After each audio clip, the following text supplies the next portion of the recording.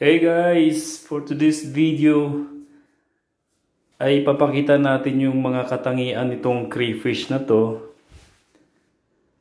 Dahil nga minsan nyo lang sila makita at maswerte tayo ngayon at sila ay lumabas sa kanilang mga tinitirhang pipes na yan. Kasi parang magkakaroon sila ng pag-aasawa na magaganap dito. So lumalabas yung babae dahil hinahabol sila ng lalaki. So kung hindi siguro hinahabol ng lalaki, mahirapan tayong makita sila. Dahil madalas nakatago lang sila dun sa kanilang tirahan. So ito yung kanilang katangian na lagi man lang nagtatago. Pero napakabilis silang lumangoy.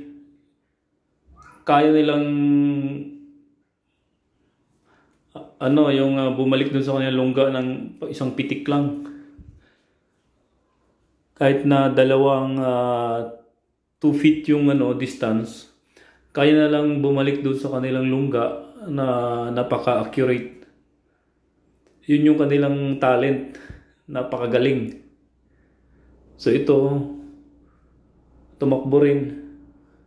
Yan, nandito siya sa bubbles.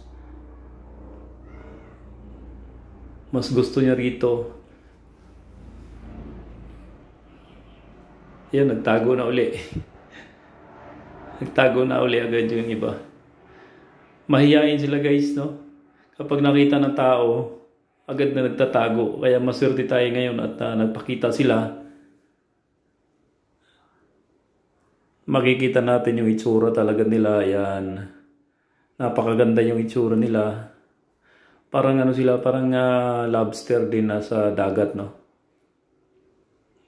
Mas malaki lang yung sa dagat. Ito kasi freshwater ito.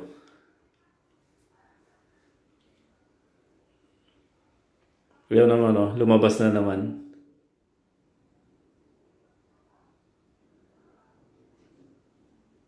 Nahihiya silang lumabas talaga. Madalas nga lumabas sila pagkagabi. Ngayon lang kasi,